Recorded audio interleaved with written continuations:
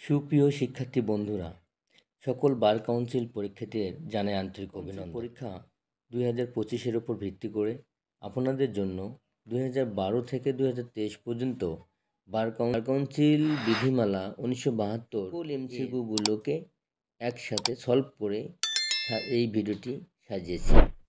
আশা করি সম্পূর্ণ ভিডিওটি দেখবেন। ভিডিওটি দেখলে আপনার একবার রিভিশন হয়ে যাবে। এখন শুরু করা যাক। 2012 সালের এমসিকিউ পরীক্ষাগুলোর মধ্যে যেগুলো কোশ্চেন এসেছিলো সেগুলো হচ্ছে: 1 নম্বর, বাংলাদেশ বার কাউন্সিল একটি কী আয়? সংবিধিবদ্ধ সংস্থা। সঠিক উত্তর হচ্ছে সংবিধিবদ্ধ সংস্থা। কোন কাজটি বাংলাদেশ বার কাউন্সিলের আওতাভুক্ত নয়?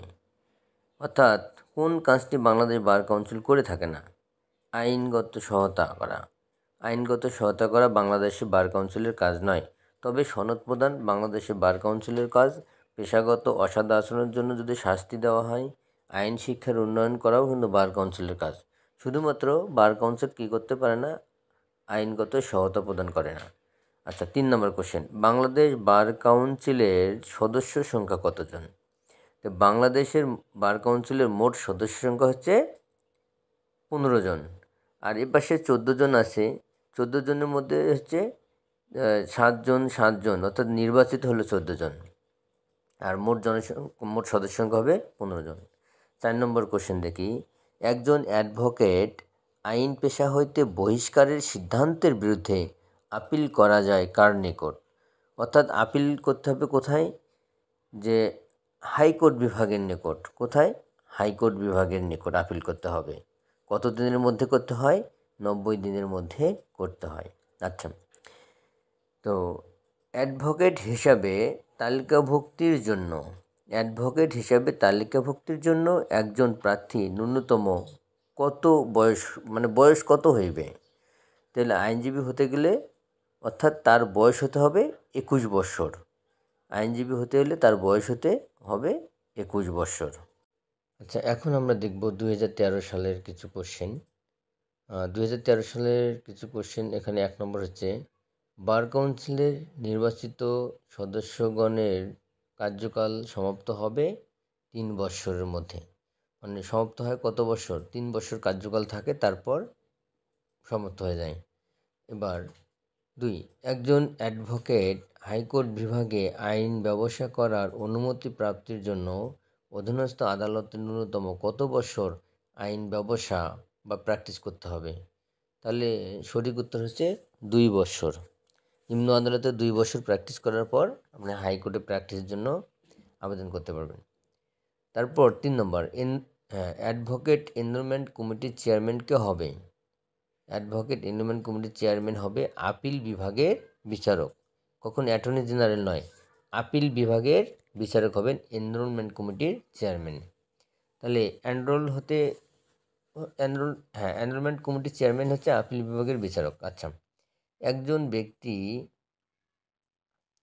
অন্য সকল যোগ্যতা থাকা সত্ত্বেও অ্যাডভোকেট হিসাবে তালিকাভুক্তির জন্য তাহার অন্য বয়স হইতে হবে কত বৎসর? 21 বছর। কত বৎসর? 21 বৎসর হতে হবে। তার বয়স হতে হবে 21 বৎসর। আচ্ছা, বার কাউন্সিল কর্তৃক গঠিত ট্রাইব্যুনাল হয় কতজন? 3 ব্যক্তির সমন্বয়ে। এক বা একাধিক ট্রাইব্যুনাল কিন্তু গঠন করতে পারে, তবে ট্রাইব্যুনালের সদস্য হবে 3 ব্যক্তির সমন্বয়ে। 6 নম্বর, ট্রাইব্যুনালের কোনো আদেশ দ্বারা সংক্ষুব্ধ ব্যক্তি আপিল করিতে পারে। কোথায় আপিল করিতে পারে? হাইকোর্ট বিভাগে। এটা কিন্তু ওই 12তেও এই কোশ্চেনটা এসেছিলো এবং 13তেও এই কোশ্চেনটা এসেছিল। হ্যাঁ, এখন 7 নম্বর কোশ্চেনটা আমরা দেখি। 7 নম্বর কোশ্চেনটা একটু দেখি, যে বার কাউন্সিল কর্তৃক বিধি প্রণয়নের ক্ষেত্রে পূর্ব অনুমোদন লাগবে কার? তাহলে বিধি প্রণয়ন করতে পূর্ব অনুমোদন লাগবে সরকারের। উত্তর ঘ। 8 নম্বর, অ্যাডভোকেট ব্যতীত অন্য কোনো ব্যক্তি যদি আইন ব্যবসা করে তাহলে সে দণ্ডিত হবে কতদিন? উত্তর হচ্ছে 6 মাস। উত্তর গ, 6 মাস। 9 নম্বরটা দেখি, চেয়ারম্যান কর্তৃক বার কাউন্সিলের নির্বাচনী তফসিল প্রকাশ করিতে হইবে কতদিন? নির্বাচনের কমপক্ষে কতদিন পূর্বে?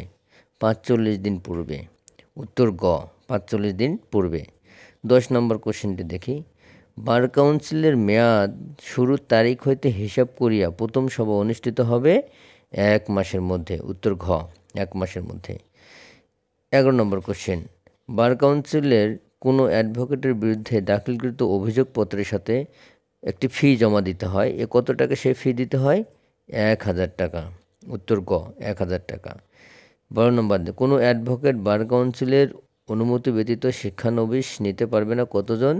4 জনের বেশি। তার মানে সর্বদা 4 জন পর্যন্ত নিতে পারে, কিন্তু তার যদি বেশি নিতে হয় তাহলে বার কাউন্সিল থেকে তাকে একটা অনুমতি নিতে হবে। এখন আমরা 13 নম্বর কোশ্চেনটা দেখি।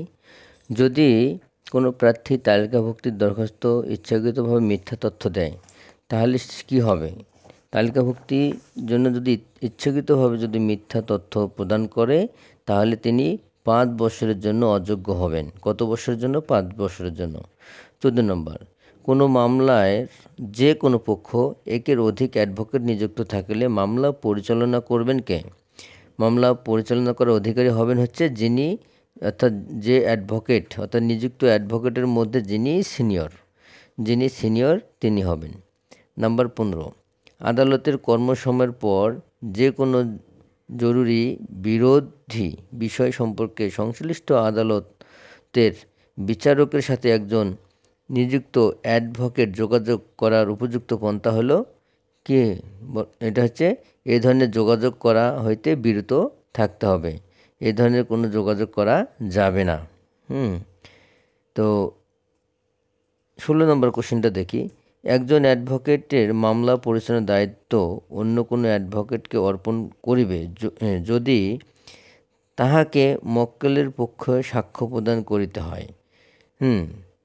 তাহলে উত্তর হচ্ছে ঘ, মামলার উক্ত অ্যাডভোকেট নিযুক্তির বিষয়ে। তো শিক্ষার্থী বন্ধুরা, তো সম্পূর্ণ ভিডিওটি দেখবেন, চ্যানেলটিকে সাবস্ক্রাইব করে রাখবেন এবং আরও অন্য ভিডিওগুলো পেতে চ্যানেলটিকে সাবস্ক্রাইব করে রাখবেন। সম্পূর্ণ ভিডিওটি দেখার জন্য ধন্যবাদ।